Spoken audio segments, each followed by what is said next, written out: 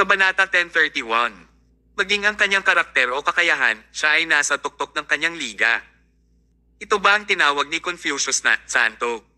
Nila ni Felicia Musk ang mangas ni Johnson Hill. Pinaglalaroan ba ako ng mata ko matanda? Bakit kamukha ni Thomas ang punong opisyal na namamahala sa entablado? Hindi naman sa hindi niya ito nakilala, she just dared not. Ano ang kalagayan ng punong opisyal na namamahala? Siya ang manugang ni Felicia at gayon paman, wala siyang ideya.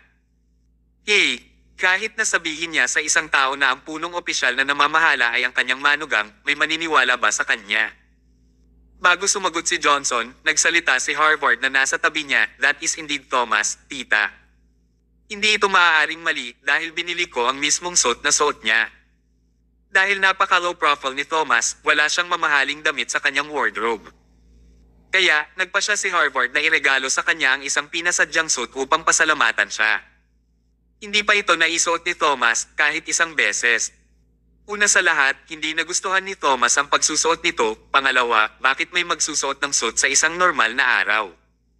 Kaya naman palagi itong nakatabi sa wardrobe. Ngunit ngayon, sa napakalaking okasyon, inayos ni Thomas ang sarili at isinuot ang mamahaling pinasadyang suit na binili sa kanya ng Harvard. Nakilala ni Johnson ang suit na iyon sa kanyang unang tingin. Ngunit sa totoo lang, imposible para sa Harvard na hindi makilala si Thomas kahit na hindi niya suot ang suit. Ito ay si Thomas na siya ring pinagmumula ng mga nakaraang bangungot at ang kanyang benefactor ngayon. Kahit na hindi makilala ng Harvard ang kanyang sariling ama, imposibleng hindi makilala ng Harvard si Thomas. Napailing si Harvard habang nakangiti ng mapait. Thomas o Thomas, siguradong outstanding ka. Nawala na naman yata ako sa iyo. May postahan silang magkita sa conference hall. Akala ng Harvard ay imposibleng ngunit ngayon, kasama si Thomas sa entablado na nakatayo sa harap ng mikropono, ang imposible ay naging posible. Nagkita sila sa conference hall. Sa layo na wala pang 5 metro mula sa unang hilera at sa entablado, hindi sila gaanong magkalayo. Natalo siya. Siya ay lubos na kumbinsido na siya ay natalo. Si Harvard na natalo, pumalakpak ng kamay habang tumatawa ng malakas. Thomas, talagang makajos ka. Pumunta si Harvard kay Emma at sinabing, nakita mo ba iyon, Emma? Ang nasa stage ay si Thomas, ang asawa mo. Paanong hindi niya makita ang nasa harap ng kanyang mga mata? Nakilala na ni Emma si Thomas mula nang lumitaw siya. Hindi lang siya naglakas loob na maniwala sa kanyang nakikita. Minsan naisip niya na si Thomas ay isang walang kwentang tao, isang duwag na hindi marunong lumaban matapos mapahiya. Kahit na tinulungan siya ni Thomas at lutisin ang kanyang krisis, paulit-ulit, nadama niya pa rin na si Thomas ay nagpapabiye sa buong araw, hindi tulad ng isang responsableng lalaki. Sa sandaling ito nalaman niyang nagkamali siya. Gaano kalaki ang pagkakamali niya? Si Thomas ay hindi idle, pabayaan ng isang duwag. Nasa balikat ni Thomas ang buong Southland District. Ang kanyang responsibilidad ay maliwanag. Hindi alam ni Emma kung bakit lumalabas si Thomas araw-araw. Naiintindihan na niya kung bakit ganoon. Si Thomas ay abala sa iba't ibang bagay, malaki man o maliit, ng Southland District araw-araw. Ipinagmamalaki niya ang pagkakaroon ng napakahusay na asawa. Ang pagiging kasal kay Thomas ay ang pinakamagandang bagay na nangyari kay Emma. Wala na siyang panghihinayang o pagsisisi. Wala nang maglalakas loob na magsabi na ang kanyang asawa ay isang walang kwentang manugang. Simula noon, lahat ng hinaing na dinanas niya noon ay nabura. Namuo ang mga luha sa gilid ng kanyang mga mata. Naluluha siya sa tuwa. Tiningnan ni Emma ang kanyang asawa gamit ang isang pares ng mainit at taos-pusong mga mata. Hindi niya napigilan ang sarili na bigyan siya ng palakpakan. Ang kanyang lalaki ay ang pinakamahusay sa mundo. Kabanata 1032. Tumagal ng mahigit 10 minuto ang dumadagindong na palakpakan bago ito dahan-dahang namatay. Tapat na ang tagal para maramdaman ni Thomas ang kanilang pagmamahal sa kanya. Ngunit hindi pareho ang naramdaman ng lahat. May isang tao na hindi kumikibo mula sa simula hanggang sa katapusan nito. Maging ang kanyang palakpakan ay isang gawa. At ang ibang taong ito ay si Donald Brick. Natigilan siya simula nang pumasok si Thomas sa stage. Hindi niya kailanman, sa anumang punto ng oras, naisip na si Thomas ang punong opisyal ng Southland District na namamahala. Sa kanyang opinyon, ito ay imposible. Ngunit ito ay naiiba sa puntong ito. Inihayag ni Thomas ang kanyang sarili sa publiko at sa kung paano magalang si Samson Wood sa kanya, hindi niya maitatanggi ang katotohanan kahit na gusto niya. Gaano man katalino at katapangan si Thomas, hinding-hindi siya gagawa ng kalokohan at kalokohan na pagpipilian gaya ng pagpapanggap bilang punong opisyal na namamahala sa publiko. Sa makatuwid, ang usapin tungkol kay Thomas bilang punong opisyal na namamahala ay kasing totoo nito. Sa wakas ay nagising si Donald mula sa kanyang nalilitong estado. No wonder hindi ako mananalo laban sa kanya. Kahit sinong, humingi ako ng tulong, lagi akong nabigo nang hindi alam kung bakit. Siya pala ang lalaking nasa ibabaw ng food chain. Kahit sino pa ang hinahanap niya sa Southland District, wala ni isa sa kanila ang kasing kapangyarihan ni Thomas. Kaya naman, hindi ba't katangahan niya ang humanap ng makakalaban ni Thomas? Naunawaan din ni Donald kung bakit iginiit ng punong opisyal na namamahala na imbitahan ang pamilya Hill na dumalo sa komperensya. Hey, pamilya niya pala sila, paanong hindi niya imbitahin? At dahil nakita niya ang reaksyon ni Johnson Hill at ng kanyang pamilya, malamang na hindi nila inaasahan na ang nasa entablado ngayon ay si Thomas. Ito ay medyo nakakatawa kung iisipin mo ito. Wala ni isa sa kanila ang nakakaalam ng tunay na pagkakakilanlan ni Thomas dahil nakatago ito noon pa man. Ngunit nang malaman nila ang tunay na pagkatao ni Thomas, pinili niyang magretiro at hindi na siya ang punong opisyal na namamahala pagkatapos ng komperensyang ito. Kung kailan dapat nilang malaman ang tungkol dito, hindi nila ginawa. Ngunit kapag hindi nila dapat malaman, alam nila. Ito ay kakaiba. Napabuntong hininga si Donald at sinabi sa sarili, ang punong opisyal na namamahala ay si Thomas. Ay nako, mabuti na lang at buhay pa ako. Wala siyang balak na labanan si Thomas at ang kanyang pamilya sa natitirang bahagi ng kanyang buhay. Kung nahulog ang isang itlog sa bato, sayang ang itlog. Hindi kailanman maiisip ni Donald na gumawa ng ganoong katangahan. Mabuti naman dahil hindi niya alam noon pa man, pero ngayong alam na niya, hindi na niya ito sasaktan. Umupo si Donald at tumingin kay Thomas na nasa stage. Naisip niya, baka iba na talaga ang sitwasyon kung malalaman niya kung sino talaga si Thomas. Kung ganoon, hindi siya magdadalawang isip na makakuha ng pabor kay Thomas. Sa harap ng pagiging isang pamilya nila, kahit hindi siya nagustuhan ni Thomas, kahit ano pa man, tutulungan niya siya para makakuha ng mas mataas na posisyon, di ba? Sa kasamaang palad, hindi na magkakaroon ng ganoong senaryo. Pinayaran ni Donald ang kanyang presyo para sa pagiging mayabang at ignorante. Sa entablado, tumayo si Thomas at ngumiti sa audience. Napangiti siya, naghihintay na mamatay ang palakpakan. Pagkatapos ay dahan-dahang nagsalita si Thomas. Mga Ginoo at mga Ginoo, una sa lahat, nais kong pasalamatan kayo sa paglalaan ng oras sa inyong abalang schedule para dumalo sa seremonya ng pagre-retiro. Nahihiya ako dahil kailangan kong abalahin ang lahat para sa maliit na okusyong ito.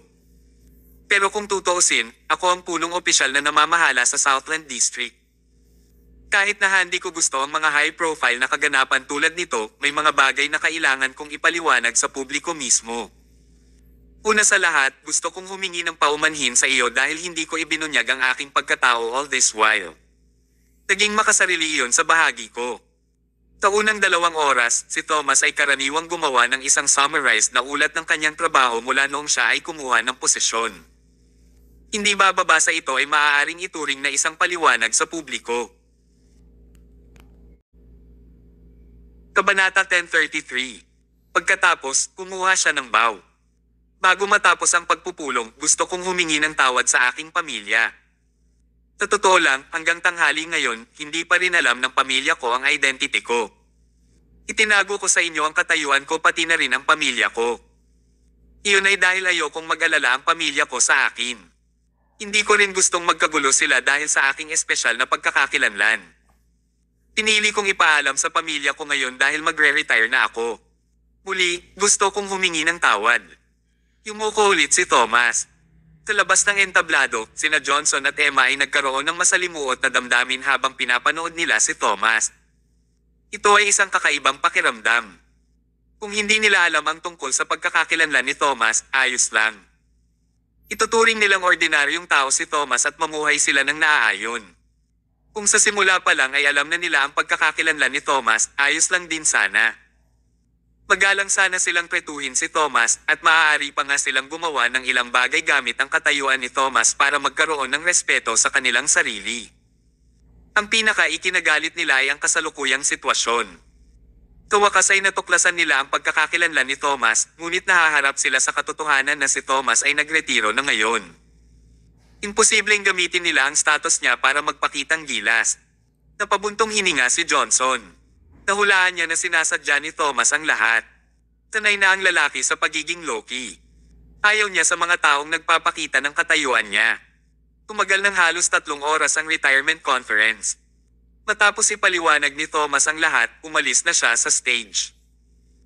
Inutusan ni Samson ang kanyang mga nasasakupan na sistematikong paalisan ang mga tao at lahat ay umalis sa kumperensya ng naaayon. Naglakad si Donald sa gitna ng karamihan at ang kanyang mukha ay ganap na mapatla. Mula ngayon, hindi na siya ang deputy commander sa silangang rehiyon. Isa lamang siyang ordinaryong mamamayan. Wala nang mambola at magpapasaya sa kanya. Tanging ang mga nainsulto niya lamang ang pupunta sa kanya at maghayganti. Kailangan niyang simulan ang pagtanggap sa bagong pagkakakilanlan na ito. Dahil napakaraming tao, umabot ng mahigit 1 oras bago mabakant ang bulwagan. Pagkaalis ng mga miyembro ng pamilya ng Hill sa site, dumiretso sila pauwi. Umupo sila sa kanilang sopa at inalala ang lahat ng nangyari sa conference site. Hindi pa rin nila maalis sa isip nila ito. Para silang nasa panaginip. Nanatili silang tulala hanggang sa sumapit ang gabi at isang sasakyan ng gobyerno ang dumaan sa kanilang pintuan. Umaba ng kotse ang isang lalaki at pumasok sa bahay. Sa pagbabalik ni Thomas ngayon, hindi siya malugod na tinanggap ng kanyang mga biyenan dahil kailangan pa ng kanyang pamilya ng ilang oras para harapin ang awkwardness at shock. Nang pumasok siya sa bahay at nakitang tahimik ang lahat, hindi na rin niya alam kung ano ang gagawin. Ano ang nararapat na sabihin niya? Habang ang lahat ay nahihirapang magtinginan sa isa't isa, biglang tumawa si Harvard. Tinuro niya si Thomas at sinabing, "Thomas, oh Thomas, you're such a jerk. Itinago mo sa amin ang iyong pagkakakilanlan ng napakatagal. Mayroon kang napakaranggal na katayuan, ngunit nagkunwari kang pangit. Paano ka magaling magpigil?" Tinadya niyang lumapit kay Thomas at inabot niya ang mga balikat ni Thomas gaya ng karaniwan niyang ginagawa. "Pero, ang galing mo. Natalo na naman ako sa pastahan na ito. Sabi mo magkikita tayo sa conference at doon talaga tayo nagkita. Napakaraming taya natin at hindi ako nanalo kahit 1 beses. Thomas, nagpasya akong huminto sa pagsusugal. Hindi na ako susugal sa'yo." Habang nagsasalita, hinailan niya si Thomas sa gitna ng bahay. Pagkatapos, sinabi niya kina Johnson at Felicia, "Tito Johnson, Tita Felicia, madilim ang langit at nagugutom na rin ako. Magdi-dinner tayo. Oras na para sa hapunan ngayon." Habang naghahanda si Felicia na tumayo at maghanda ng hapunan, pinigilan siya ni Johnson. Kumunat ang noo ni Johnson at ramdam nila ang galit nito. Galit siya kay Thomas. Banata 10:34. Medyo naging awkward ang atmosphere sa bahay. May gustong sabihin pa si Harvard para gumon ang kapaligiran, ngunit napatigil siya sa titig ni Johnson. Kaya naman, hindi siya naglakas loob na magsalita. Huminga ng malalim si Johnson. Pagkatapos lang niyang titigan ng matagal si Thomas ay dahan-dahan niyang sinabi, "Thomas, tinago mo talaga ng husto ang iyong pagkatao. Napakataas ng posisyon mo, ngunit handa kang maging isang masamang manugang at kutsain ng aming pamilya sa mahabang panahon. Anong gusto mo? Itinuturing mo ba ang iyong sarili bilang Batman upang makaranas ka ng kahihiyan at gumawa ng mga matuwid na bagay sa dilim?" Napangiti ng mapait si Thomas nang hindi sumagot. Nasabi na niya ang dapat niyang sabihin sa kumperensya at ipinaliwanag na rin niya ang kailangan. Ngayon, wala na talaga siyang imek. Nang makita ni Harvard ang hitsura ni Thomas, bahagya siyang nataranta. Agad niyang inayos ang mga gamit. "Tito Johnson, hindi ba ipinaliwanag ni Thomas ang lahat? Natatakot siya na ikaw ay. Ano ang inaalala niya sa atin?" Pilit na sigaw ni Johnson. Nag-aalala ba siya na baka maging mayabang tayo dahil sa status niya? Nag-aalala ba tayong gumawa ng masama gamit ang kanyang pangalan? Ano tayo sa kanya? Hindi, Tio Johnson. Masyado mong iniisip ito. Pinayuhan siya ni Felicia sa gilid. "Nako, alam mo rin kung paano si Thomas. Hindi niya sinabi sa atin dahil iniisip niya ang kapakanan namin. Nag-aalala siya na baka nasa panganib tayo. Tsaka sanay na si Thomas sa pagiging low-key. Gusto niyang maging kalmado kapag nasa bahay siya. Matapos payuhan ni na Harvard at Felicia si Johnson na wala ang kalahati ng kanyang galit. Hindi kinasusuklaman ni Johnson si Thomas, ngunit itinago siya ni Thomas sa kadiliman sa loob ng mahabang panahon, kaya medyo nalungkot siya. Sa huli, sinabi ni Johnson, ayaw kong punahin ka, Thomas. Ngunit, dapat ay ipinalam mo sa amin ng maaga upang mapaghandaan namin ito ng kaisipan. Matanda na kami ng biyenan mo. Hindi namin kayang tiisin ang napakalaking dagok. Muntik na akong himatayan sa gulat sa conference kanina. Umalaklak sina Harvard at Felicia. Nagulat ba si Johnson sa komperensya ngayon? Siya ang pinaka-excited na tao doon. Pumalakpak siya ng pinakamalakas at hindi na niya mararamdaman ang pagmamataas. Tumigil sandali si Johnson bago siya nagpatuloy sa pagsasabing at saka napakagaling mong humawak sa posisyon ng punong opisyal na namamahala. May kakayahan ka at napakahusay mong gumanap. Bakit mo gustong mag-resign at magretiro? Sabi ni Thomas, pagod na ako. Napabuntong hininga si Johnson. Oo, kung sino ang nasa posisyon ni Thomas ay makakaramdam din ng pagod sa pag-iisip at pisikal. Sabi ni Felicia, ibaba mo na lang siya sa pwesto. Sa kanyang network at kakayahan, nag-aalala ka ba na hindi siya makakakuha ng pera? Ayos lang. Magpahinga ka lang sa bahay ng ilang oras. Mamaya na natin pag-usapan. Umiling si Johnson. Sa totoo lang wala akong pakialam pero Emma. Tumingin siya kay Thomas. Kayong dalawa ay kasal na, ngunit ang dami mong itinatagong bagay sa kanya sa mahabang panahon. Hindi maiiwasang maapektuhan nito ang iyong relasyon sa kanya. She could have been proud of you, but she felt so stupid because you fooled her for such a long time. Nasa kwarto ngayon si Emma. Pumasok ka sa loob at magpaliwanag sa kanya. Tumango si Thomas at naglakad papunta sa pinto ng kwarto. Binuksan niya ang pinto at pumasok sa loob. Ang nakita niya ay ang matikas na figure ni Emma. Sa tuwing uuwi siya at makikita niya si Emma, masaya siya. Isinara niya ang pinto sa likuran niya. Mahal. Hindi man lang siya niliinggan ni Emma. Diretso itong tumalikod na nakatalikod sa kanya. Natigilan si Thomas. Hindi siya lalaking kayang magpasaya ng mga babae sa matatamis na salita. Siya ay medyo mabagal at tapat sa paghawak ng mga relasyon. Kaya naman, nang humarap siya sa ganitong sitwasyon ngayon, medyo nababalisa siya. Hindi niya alam kung ano ang sasabihin o gagawin. Nakatayo lang siya doon na parang tanga ng mga 5 minuto.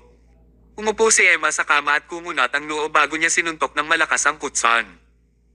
She pouted at galit na sinabi, hindi mo ba alam na dapat mo akong yakapin at suyuan sa oras na ganito? Napakawalang pag-asa ng lalaking ito. Sa pagkakataong ito, natulala si Thomas. Agad niyang hinubad ang kanyang sapatos at balisang humiga sa kama para hawakan si Emma.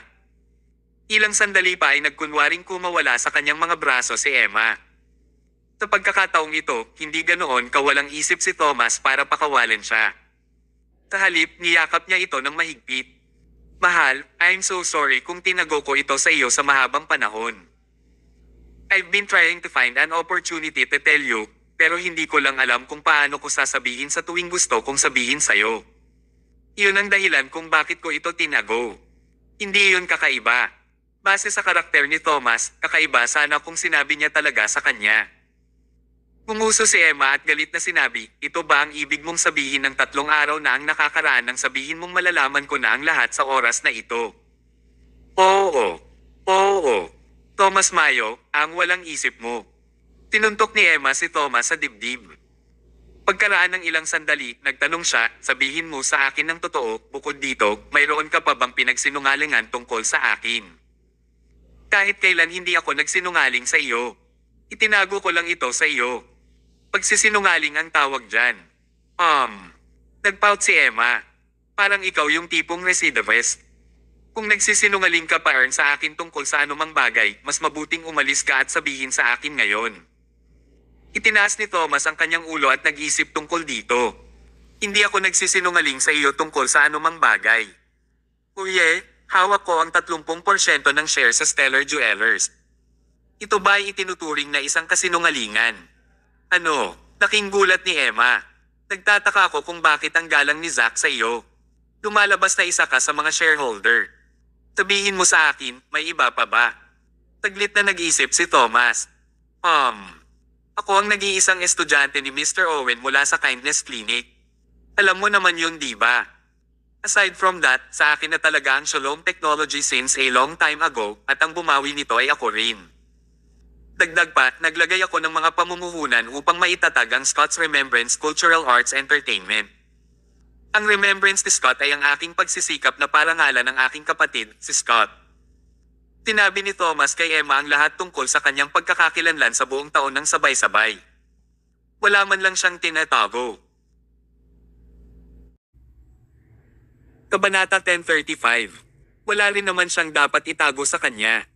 Habang nakikinig si Emma sa kanya, mas lalo siyang nakaramdam ng pagkagulat. Ibinuka niya ng husto ang bibig niya. Napakalaking shot ba ni Thomas? Maliban sa pagiging punong opisyal na namamahala, talagang marami pa rin siyang iba't ibang pagkakakilanlan. Kahit na nagbitiw siya sa kanyang posisyon bilang punong opisyal na namamahala at umalis sa Stellar Jewelers, maaari pa ring dominahin ni Thomas ang Southland District sa kanyang net worth at social status. Pagkatapos ng lahat, ang Shalom Technology ay ang nangungunang negosyo sa Southland District at ang Scott's Remembrance Cultural Arts Entertainment ay ang nangungunang kumpanya sa industriya ng cultural entertainment. Sa dalawang kumpanyang ito sa kamay, masisiyahan si Thomas sa kanyang buhay ng walang anumang alalahanin. Kasabay nito, ipinaliwanag din nito kung bakit ang dalawang kumpanyang ito ay handang magbigay ng tulong sa Harvard kapag siya ay nasa problema. Hindi makapaniwalang tanong ni Emma, "Mahal, hindi ko talaga alam na napakagaling mong tao. Paano mo nagawa iyon? Magkano ang gastos mo? Bakit ka naging kwalipikadong maging punong opisyal na namamahala sa Southland District? Paano ka makakapagtatag ng napakaraming nangungunang kumpanya?" Umajejek si Thomas. "Matagal ko nang sinabi sa'yo." "Talaga? Kailan iyon?" "Tinabi ko sa iyo sa hapunan ng pamilya noong unang araw ng pag-uwi ko." "Ikaw ba?" "Oo." Hinahanap ni Emna ang kanyang mga alaala. "Wala akong maalala." "Ano ang sinabi mo?" Umalaklak si Thomas. "Noong panahong iyon, binanggit ko na ang aking posisyon sa kanlurang baybayin ay ang Diyos ng digmaan. Umasa ako sa tatlong salitang iyon noong nagawa kong maging punong opisyal na namamahala. Magtatag ng napakaraming malalaking kumpanya, magkaroon ng napakaraming kayamanan, at maalis ang lahat ng panganib." Nang sabihin niya iyon, naalala ito ni Emma. Nagkaroon ng ganyan. Naalala niya pagkatapos bigkasan ni Thomas ang tatlong salitang iyon, hinamak siya ni Emma ng kanyang lolo, Jade, at Harvard. Kinuya pa siya ni Donald sa pagsasabing wala ang posisyon. Tanong niya, noong oras na iyon, sinabi ni Donald na ang posisyon ay hindi umiiral. Siya ang deputy commander sa silangang rehiyon. Walang paraan na hindi niya malalaman ang tungkol dito. Umalaklak si Thomas. Noon, ipinaliwanag ko rin ito. Hindi niya alam dahil masyadong mababa ang level niya. Paano malalaman ng mababang antas na nasasakupan ng tungkol sa mga pagbabago sa mga kaayusan tungkol sa mga nakatataas? Natigilan si Emma. Si Donald ay napakataas sa kanila, ngunit sa katotohanan, siya ay isang subordinate lamang na ang antas ay masyadong mababa sa mga mata ni Thomas. Haha, hindi ba yun labis na pagmamalabis? Sa totoo lang, talagang ipinaliwanag ito ni Thomas noong mga panahong iyon, ngunit dahil parang exaggerated ito, walang gustong maniwala sa kanya. Kinukutsa pa nila siya. Sa pag-iisip ngayon ni Emma, hindi mangyayari ang mga sumunod na pangyayari kung maniniwala siya sa sinabi nito noong mga oras na iyon.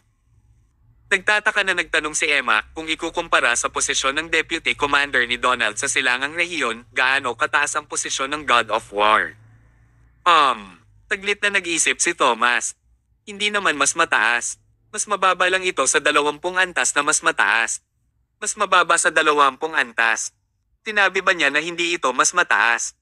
Iyon ang ganap na pagkakaiba sa pagitan ng langgam at elepante, okay? Natigilan si Emma. Kung alam niya na ganoon kamahal ang katayuan ni Thomas, hindi rin sana siya mapintasan ng mga tao sa lahat ng oras na ito. Ikaw pa rin ba ang Diyos ng digmaan ngayon? Sandaling nagalinlangan si Thomas.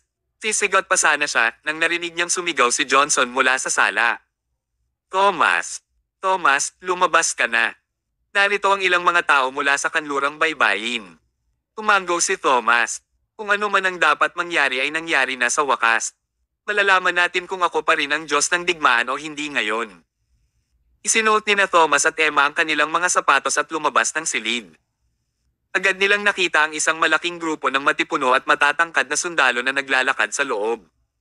Matangkad at malakas ang pinuno habang puno ng kalamnan ang katawan. Lumapit siya kay Thomas at binigyan siya ng isang military salute ng may paggalang. Tinabi niya sa malalim na boses. Dahil arbitraryong ginawa ni Thomas Mayo ang kanyang desisyon na magbitiw sa posisyon ng punong opisyal na namamahala sa Southland District. Nagdulot ito ng malaking kawalan sa Summerland at sa mga tao nito. Matapos magsagawa ng pulong ang gabinete para sa talakayan, nagpasya silang gawin ang mga sumusunod na kaayusan para kay Thomas. Una, lahat ng karapatan ng punong opisyal na namamahala sa Southland District ay kukunin sa iyo. Pangalawa, lahat ng karapatan mo sa God of War ay babawiin din at ang iyong mga nasasakupan ay pamamahalaan ng ibang tauhan. Mula ngayon, ikaw ay magiging isang ordinaryong mamamayan at wala kang anumang tunay na kapangyarihan. Bagamat inaasahan ang resultang ito, ang mga ekspresyon ng mga miyembro ng pamilya ng Hill ay nagdilim. Ang pag-alis ng kanyang posisyon ay talagang nagalit sa kanila. Gayunpaman, dahil nakamit mo ang napakaraming tagumpay sa kanlurang baybayin sa loob ng napakaraming taon at nagawa mong pamahalaan ng Southland District sa loob lamang ng isang taon. Babawiin lang nila ang lahat ng iyong kapangyarihan. Maaari mo pa ring ipagpatuloy ang pamagat ng God of War. Nangangahulugan din ito na si Thomas ay Diyos ng digmaan pa rin, ngunit siya ay isang commander lamang na humawak ng titulong walang anumang tunay na kapangyarihan. Ito ay itinuturing na isang uri ng karangalan at kaginhawaan. Umiti ng mahina si Thomas. Ito ay sapat na para sa kanya. Napakarami niyang nagawa, ngunit ayaw niyang ipakita ang kanyang mga talento at pangalan. Si Thomas ay hindi isang taong mahilig ituloy ang kapangyarihan, katanyagan, at reputasyon. Hindi naman masamang maging ordinaryong mamamayan siya. Tinabi namin sa iyo ang lahat ayon sa utos ng aming superior. Mr. Mayo, aalis na kami. Okay, see you soon. Ang mga maskuladong lalaki ay nagbigay muli kay Thomas ng isang militar na saludo upang ipahayag ang kanilang paggalang sa kanya. Tapos, tumalikod na sila at umalis. Napangiti si Thomas habang nakatingin kay Emma. Mahal, nariyan na ang sagot sa tanong mo. Ako na ngayon ang Diyos ng digmaan at hindi rin ang Diyos ng digmaan. Kabanata 1036. Umagalpak ng tawa si Emma at sadyang sinabing, Ham, magiging commander ka na lang na walang kapangyarihan. Ikaw lang ang may pamagat para sa iyong sarili. Kailangan mo pang umasa sa pamilya namin para pakainin ka. Sa pagkakataong ito, ikaw na ang tunay na manugang na umaasa sa iyong asawa. Sa wakas, gamaan ang pakiramdam ni Johnson at ng iba pang miyembro nang makita nilang lantarang nagbibiro si Emma ng ganoon. Matapos ang insidente ngayon, sa wakas ay wala nang itinatago ang pamilya sa isa't isa. Umupo sila sa pagkakaisa at naging isang tunay na pamilya. Sa sandaling iyon, dumating muli ang ilang sasakyan. Isang grupo ng mga tao ang patuloy na bumababa sa mga sasakyan at sunod-sunod silang pumunta sa pintuan ng pamilya Hill. Kilala ng lahat ang taong naglalakad sa harapan. Si Samson iyon. Sa likod ni Samson, may 12 lalaki na kakaiba ang itsura. Sila ang 12 Golden Zodiacs, ang mga may kakayahang subordinate na sinanay ni Thomas. Sa kasamaang palad, si Thomas ay walang anumang kapangyarihan at posisyon ngayon. Ang mga taong ito ay malamang na pinamamahalaan din ng ibang mga tao. Malamang nandoon sila para magpaalam sa kanya ngayon. Iyon ang naisip ni Thomas. Ngunit ang katotohanan ay, pagdating pa lang ni Samson, sinabi niya, Boss, lahat tayo nag-resign na. Nandito kami para magtrabaho para sa iyo. Hindi mo kami mapapansin. Halos himatayan si Thomas. Si Samson at ang 12 Golden Zodiac ay may mataas na posisyon. Lahat sila ay nagbitiw para kay Thomas at ito ay isang tunay na kahihiyan. Sila ay may sapat na kakayahan upang makamit ang mga dakilang bagay. Tumigil ka na sa paglalaro dito. Bumalik ka ngayon, seryosong sabi ni Thomas. Umiling si Samson. Hindi na tayo makakabalik. Kami ay nagretiro at ang mga nakatataas ay sumang-ayon sa aming desisyon. Ngayon, kami ay katulad mo, boss. Kami ay mga ordinaryong tao din. Kung hindi mo kami papansinin, talagang mamamatay kami sa gutom sa kalye. Ang gutom hanggang mamatay ay isang biro. Ang kanilang mga kakayahan ay magpapahintulot sa kanila na maging makapangyarihang pag-iral kahit saan man sila magpunta. Gayunpaman, sila ay tapat. Maliban kay Thomas, hinding-hindi sila susunod sa utos ng iba sa kanilang buhay. Sila ay sinanay ni Thomas at si Thomas lamang ang kanilang paglilingkuran. Masayang masaya si Thomas sa pagkakaroon ng grupong ito ng mga tapat at maaasahang subordinate. Pagkatapos ay lumakad si Johnson. He chuckled and said, "Syempre hindi kanya papansinin. Tom, ingatan mo lang sila. Pagamat hindi ka na ang punong opisyal na namamahala, kakailanganin mo pa rin sila para sa maraming bagay sa hinaharap." Iyon ang katotohanan. Idinagdag ni Johnson, "Oo, Tom, hindi ko pa nakikita ang marami sa kanila dati. Pwede mo ba silang ipakilala sa amin?" Bagamat ang 12 Golden Zodiacs ay nagtatrabaho para kay Thomas, hindi pa rin sila kilala sa mga miyembro ng pamilya ng Hill. "Sige, ipapakilala ko sila." Ipinakilala ni Thomas ang lahat ng 12 Golden Zodiacs sa mga miyembro ng pamilya ng Hill ng paisa-isa. Banata 1037. Si Aries, ang unang zodiac, ang eksperto sa katalinuhan. Maging ito ay katalinuhan mula sa larangan ng digmaan, industriya ng negosyo, o kahit na mga personal na gawain, nakuha niya ito kaagad. Kung gusto mong magnakaw ng impormasyon mula sa ibang tao, siya ang tamang taong lapitan. Si Taurus, ang pangalawang zodiac, ay may simpleng pag-iisip at muscular figure. Siya ay napakalakas, at kahit si Thomas ay hindi kapantay sa kanya sa mga tuntunin ng lakas. Ang kanyang paraan ng pakikipaglaban ay napakasimple. Isang suntok lang ang papatayin niya. Si Gemini, ang ikatlong zodiac, ay may kakaibang personalidad. Siya ay malupit at walang awa, at siya ay napakahusay sa labanan. Hindi dapat madali siyang magalit ng mga tao, kung hindi, baka bugbugin pa niya ang sarili niyang mga tao. Siya ang halimbawa ng Diablo. Ang Cancer, ang ikaapat na zodiac, ay isang dalubhasa sa itim na teknolohiya. Nagustuhan niyang mag-aral ng iba't ibang kapaki-pakinabang at walang kwentang itim na teknolohiya. Marami sa mga inobasyon at likha ng Shalom technology ang kanyang binuo.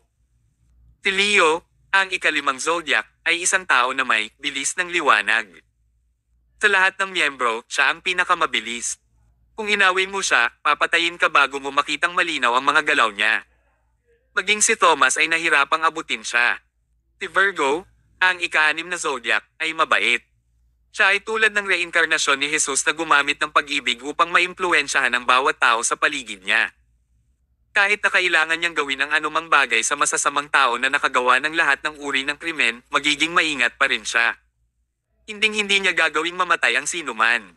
Siya ang tunay na halimbawa ng kabaitan. Si Libra, ang ikapitong zodiac, ay isang masigasig na master ng armas. Siya ay isang dalubhasa sa parehong malamig na armas at baril. Si Scorpio, ang ikawalong zodiac, ay isang natatanging eksperto sa pagpatay.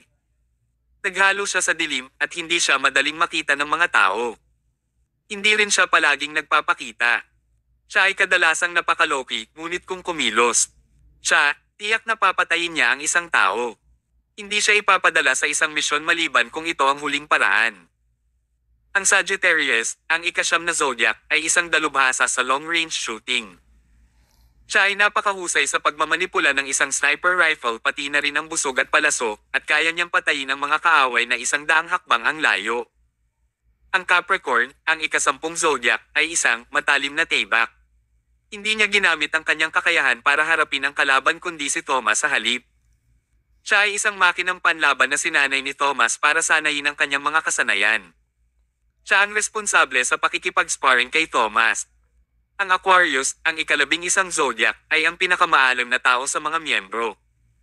Alam niya ang lahat mula sa astronomiya hanggang sa heograpiya at mula sa kasaysayan hanggang sa paghula sa hinaharap.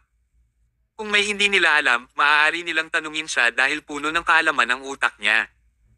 Ang Pisces, ang ika-12 zodiac, ay bodyguard ni Thomas. Siya ang namamahala sa palihim na pagprotekta kay Thomas.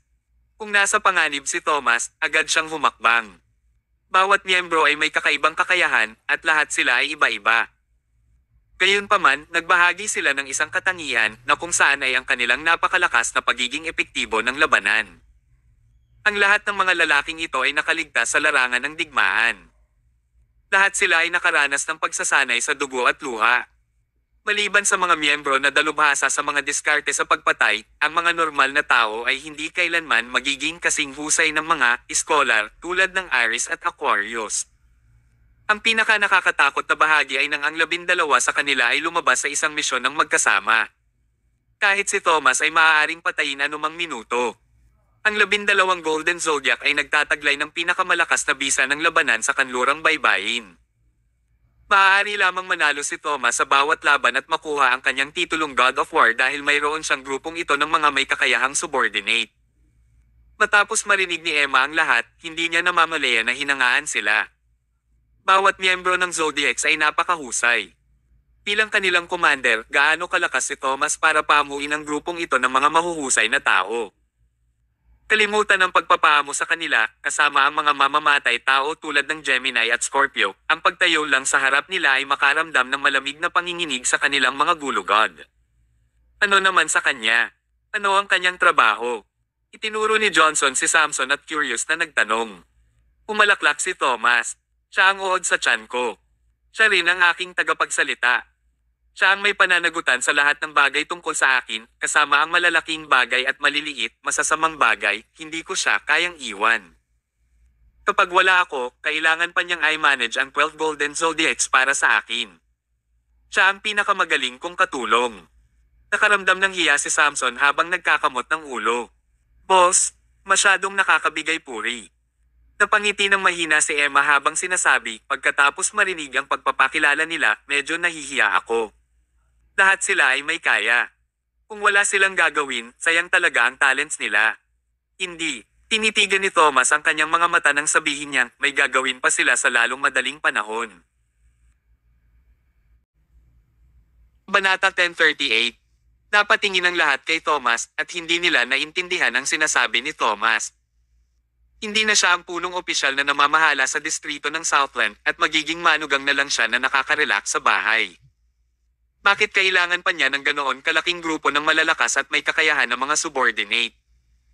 Kahit na ang Shalom Technology, Scott's Remembrance Cultural Arts Entertainment o Stellar Jewelers ay hindi kailangan ng mga taong ito, tama ba? Sandaling nag-alinlangan si Thomas ngunit hindi na niya ito binalak pang itago. Direkta niyang sinabi, well, Dad, Mom, dear, I haven't tell you something, which is, I've decided to leave for some time. Gusto niyang umalis. Napatulala si Emma saglit. Naalala niya pa noong umalis si Thomas sa bahay at sumama sa hukbo pagkatapos nilang ikasal noon. 5 taon na siyang umalis at namuhay din itong mag-isa na parang balo sa 5 taon na iyon. Bumalik na si Thomas at sa wakas ay nabuo na nila ang kanilang relasyon bilang mag-asawa. Tila magiging maayos ang kanilang buhay, ngunit pinili ni Thomas na umalis sa ganoong oras. Bakit? Si Johnson ang unang nagpahayag ng kanyang kawalang kasiyahan. Tom, ayokong pagalitan ka, pero 1 taon ka lang nakabalik at wala tayong sapat na oras na magkasama. Bakit aalis ka na naman? Kami lang ang pamilya mo. Saan ka pupunta? Natahimik si Thomas. Maya-maya pa, huminga siya ng mahabang buntong hininga at may sinabi na ikinagulat ni Johnson. Hindi, mayroon pa akong isa pang malapit na miyembro ng pamilya. Paulit-ulit na nagbago ang ekspresyon ni Johnson. Tom, anong kalokohan ang sinasabi mo? Sabi ni Thomas, Tay, totoo ang sinasabi ko sa iyo, mayroon akong ilang mga pahiwatig tungkol sa aking ama. Aalis ako this time kasi gusto kong hanapin ang tatay ko. Hindi napigilan ni Johnson. Hanapin ang tatay mo. Pinag-uusapan mo ba ang paghahanap sa akin? Nandito ako. Tom, blur ka na ba? Hindi na nakayanan ni Emma na marinig ito at kinatok si Johnson. Tay, sa tingin ko ay hindi ikaw ang tinutukoy ni Thomas. Sino pa ba ito maliban sa akin? Mukhang tulala pa rin si Johnson habang nagtanong. Huwag mong sabihin sa akin na hahanapin niya ang kanyang biolohikal na ama, ang dati kong kaibigan, si Nelson Mayo.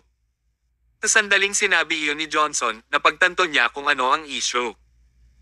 Agad siyang tumingin kay Thomas at hindi makapaniwalang nagtanong, Tom, hindi mo sinasabi na may mga pahiwatig ka tungkol kay Nelson, tama ba? Madiin na tumango si Thomas. Nanatiling tahimik ang lahat ng ilang sandali.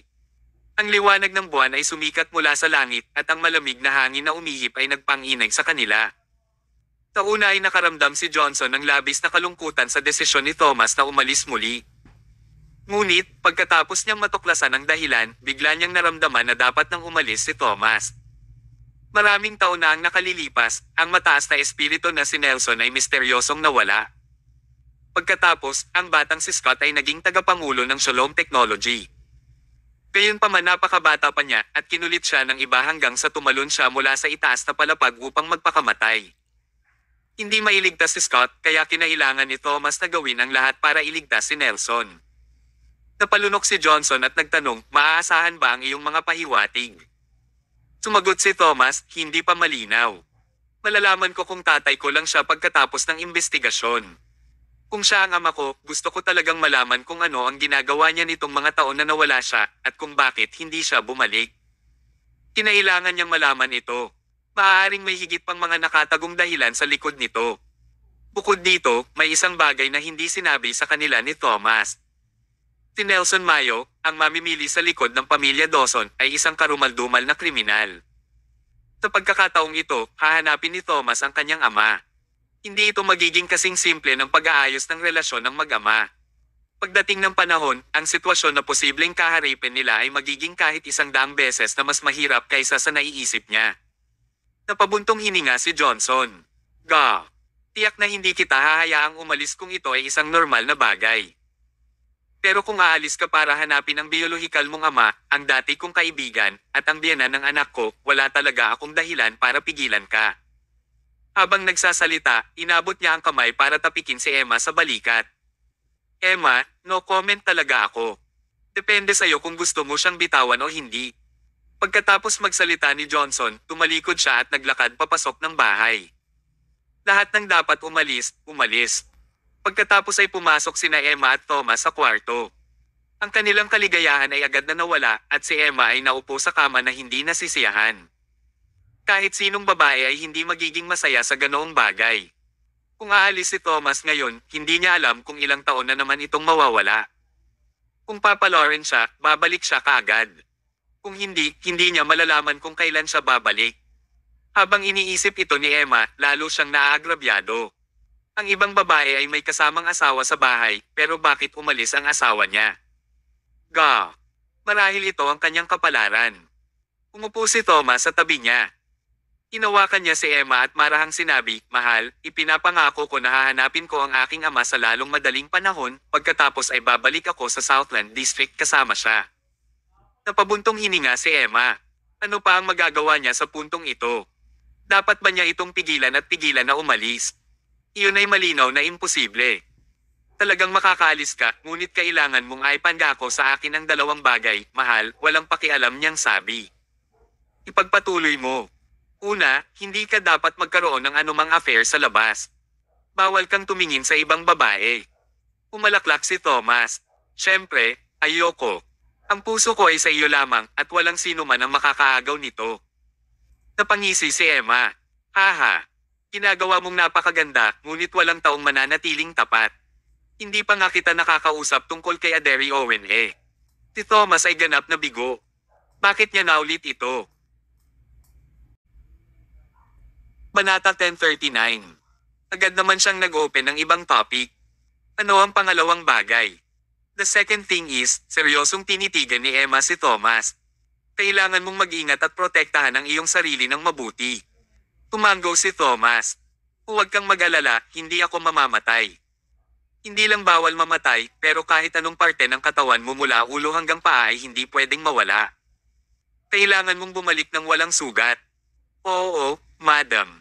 Say. Mamantong hininga muli si Emma bago siya nagtanong, hindi ko pa naitatanong kung saan ka pupunta sa pagkakataong ito. Central City. Central City. Delikado ang lugar na iyon. May masasama at mabubuting tao at may malalaking isda sa lahat ng dako. Kapag naglalakad ka sa kalye, tiyak na makakabangga mo ang ilang mahuhusay na tao. Hindi ikaw ang Diyos ng digmaan o ang punong opisyal na namamahala ngayon.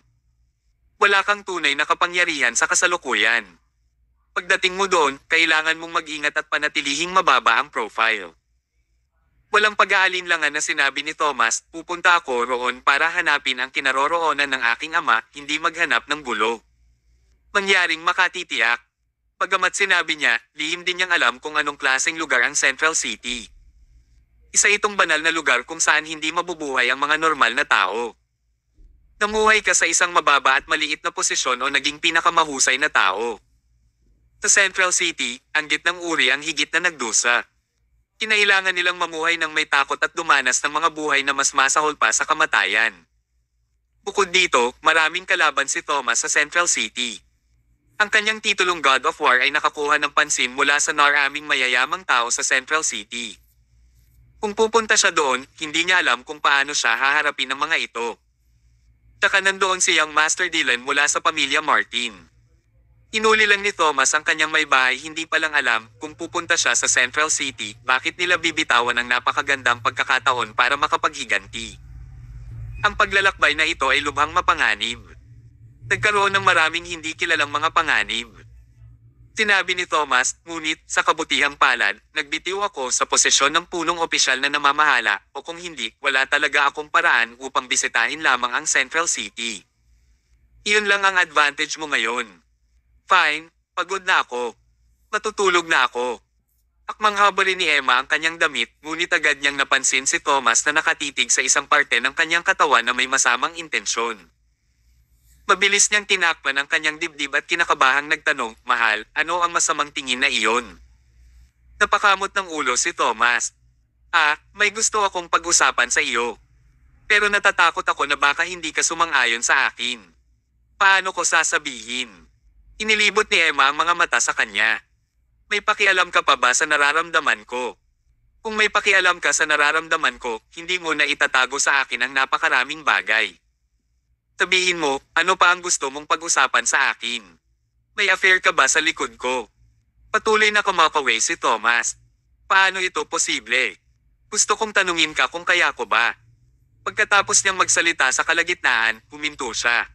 Nagalit si Emma. Anong problema mo? Ibinaba ni Thomas ang kanyang ulo, medyo nahihiya, at sinabing, Emma, tingnan mo, hindi na tayo bata. Inihimok tayo ng iyong mga magulang na magkaroon ng apo, kaya sa tingin ko. Sa pagkakataong ito, sa wakas ay naunawaan na ito ni Emma. Kaya, gusto ni Thomas na. Namula agad ang mukha niya at hinampis niya ng malakas si Thomas sa balikat. Grabe ka naman. Napakaraming bagay ang tinago mo sa akin at hindi pa rin ako nakaka-get over. Ngayon gusto mong. Hindi, talagang hindi. Ayokong matulog kasama ka, big jerk. Seryosong sinabi ni Thomas, pero, mahal, wala na tayong masyadong oras. Aalis ako sa loob ng 2 araw. Kung hindi natin kukunin ang pagkakataong ito para sa paghahasik, hindi ko alam kung kailan ako babalik. At saka, hindi mo kayang paghintayin ang iyong mga magulang ng sabik na sabik, di ba? Halos himatayan si Emma sa kanyang mga sinabi dahil sa galit. Tinutok niya si Thomas ng unan at galit na sinabi, ano ang sinabi mo? Ano ang ibig mong sabihin sa paghahasik? Ganoon ba ang ugali ng Diyos ng digmaan? Sa aking palagay, isa ka talagang walang hiyang Diyos ng mga gangsters. Isa kang gangster at bastos. Naglalako silang dalawa sa kama. Tinamantala ni Thomas ang isang puwang, hinawakan ni Thomas si Emma mula sa likuran at ibinulong sa kanya, mahal na mahal kita. Hindi kita ililibre ngayong gabi. Erg. Thomas Mayo, napakawalandiya mo. Ginagamit mo ba ang iyong kakayahan sa mga ganyang bagay? Si Emma ay mukhang galit sa panlabas, ngunit talagang handa siyang matulog sa kanya. Sa panahong tumanggi siya habang tinatanggap, sumuko siya sa kanya. Malamig ang hangin noong gabing iyon, ngunit mainit ang pakiramdam nila. Bumuhos ang ulan sa matabang lupa at ipinanganak ang sigla. Kinaumagahan, tinulungan ni Thomas si Emma sa hapagkainan. Halos hindi na siya makalakad. Kinuha niya ang isang mangkok ng lugaw at bigyan siya ng isang kutsara. Natarante si Felicia nang itanong niya, Emma, ano ang nangyayari sa iyo? Namula ang mukha ni Emma. Kasalanan niya ang lahat. Kagabi, siya ay napaka-desperado. Agad naman itong naintindihan ni Felicia. Tinapin niya ang bibig niya at ngumiti. Ay, iyon ang nangyari. Sige, Emma, hindi mo kailangang pumasok sa trabaho ngayon. Ipaghahanda kita ng masarap na pagkain para madagdagan ang iyong katawan. Samantala, pagkatapos ni Thomas ng kanyang almusal, nagpalit siya at nagmamadaling naglakad palabas. Tinanong ni Felicia, Tom, saan ka pupunta? Umiti nang walang pakialam si Thomas. Makikipagkita ako sa isang matanda. Siya ang kaklase at matandang kaibigan ng aking ama. Kailangan kong makipag-ugnayan sa kanya para sa paglalakbay na ito sa Central City. Kabanata 1040. May mainit na dilaw na mesa sa sulok malapit sa bintana sa Misty Bar. May ilang side dishes at isang bote ng beer sa mesa. Napuno ni Thomas ang 2 baso. Uminom siya ng beer habang tinitira niya ang pagkain, inilagay ito sa kanyang bibig at maingat na tinikman ang pagkain. Maya-maya pa ay may narinig na nagmamadaling yabag. Tom, pasensya na kung na-late ako. Ang dumating ay ang tiyahin ni Thomas na si Iris Cruz. Kaklase niya si Nelson at may lihim siyang crush kay Nelson sa loob ng maraming taon. Ngayon, isa siyang acting teacher sa Scott's Remembrance Cultural Arts Entertainment. Ibinaba niya ang kanyang bag at napabuntong hininga saglit. Napangiti siya habang sinasabi, Tom, ang galing mo. Bakit hindi mo sinabi sa akin ang tungkol sa isang seryosong bagay? Sandaling natigilan si Thomas. Seryoso? Gusto mo pa bang magpanggap? Ikaw ang punong opisyal na namamahala sa Southland District. Nakita ng lahat ang live na broadcast sa lungsod. Palagi kong iniisip na ikaw lang ang tagapangulo ng Scott's Remembrance Cultural Arts Entertainment, ngunit hindi ko inaasahan na magkakaroon ka ng mas malakas na background. Gaano kagaling?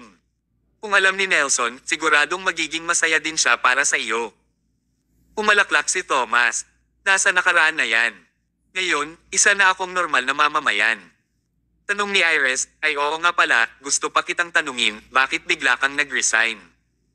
Hindi ka ba nasisiyahan dito, o masyado kang pagod? Kaya nga gusto kitang yayain ngayon at sabihin sa'yo. Oh, nakikinig ako. Hindi tayo nagmamadali. Kain muna tayo. Naglagay si Thomas ng isang piraso ng steak sa plato ni Iris. Kain tayo habang nag-uusap tayo. Habang kumakain silang dalawa, may pumasok na lalaki at isang babae sa pintuan. Malaki ang lalaki at mataba. Mukha siyang 200 pound obese na lalaki. Samantala, ang babae ay may napakarilag na figure. Ang kanyang baywang ay slim at ang kanyang panga ay matalas. Ang kanyang kasuotan ay napaka-coquettish. Tumawa ang waiter habang pasulong. Maligayang pagdating. Nakahanap ng upuan ng matabang lalaki at babaeng makulit at umupo. Ngunit, nang makaupo na sila, sumimangot ang babaeng mapang-akit at sinabing, hindi maganda ang upuang ito. May mga tao sa paligid ng mesa at ito ay nakakainis. At saka, hindi maaliwalas ang lugar na ito. Tinulyapan ng matabang lalaki ang waiter. Ilipat kami sa isang mesa na may mas kaunting tao at mas maraming ventilasyon. Tumingin ang waiter sa paligid. Tanghalian na noon. Paano magkakaroon ng bakanting upuan? Kung meron man ay hindi niya kayang sundin na lang ang kanilang kahilingan. Habang nalilito siya, agad na napatitig ang makulit na babae sa mesa ni Thomas. Honey, mukhang maganda ang table na iyon. Medyo tahimik at maaliwalas. Tumango ang matabang lalaki. Tumayo siya at dirdiretsong naglakad papunta sa table ni Thomas. Marahan niyang tinapik ng kamay ang mesa at walang pakundangan na nagsalita sa paos na boses. Anak, ibigay mo sa akin ang iyong mesa.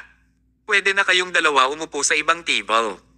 Kung nagsalita ng maayos ang taong grasa, malamang pumayag si Thomas na tuparin ang kanilang hiling. Gayunpaman, batay sa tono ng pagsasalita ng taong grasa, malinaw na sanay na siyang gumawa ng gayong masasamang bagay. Napaka-unreasonable pa nga ang ginawa niya kapag nasa publiko siya. Siguradong ipapakita ni Thomas ang magandang ekspresyon sa lalaking ito. Umiti ng mapait si Thomas. Matagal na niyang pinamamahalaan ang Southland District. Ito ay mukhang napakapayapa sa ibabaw, ngunit ang mga mapagmataas at hindi makatwirang mga tao ay umiiral pa rin sa ilalim ng lipunan. Napakahirap tanggalin ang mga taong ito na umiral na parang langaw. Hindi man lang pinansin ni Thomas ang taong grasa. Nilagyan niya ng alak ang baso niya at nagsimulang uminom ng mag-isa. Nagbago ang ekspresyon ng matabang lalaki. Tingi ka ba? Kinakausap kita. Ibinaba ni Thomas ang kanyang baso ng alak. Ikinumpas niya ang kamay sa harap ng ilong at snub kay Iris, Tita Iris, naaamoy mo ba? Mabaho. Iniisip ko kung sino ang hindi etikal na umutot kahit saan. Kitang-kita niyang iniinsulto ang matabang lalaking iyon ng hindi direkta. Nagalit ang matabang lalaki at hinampas ang mesa. Gusto mo na bang mamatay sa takot?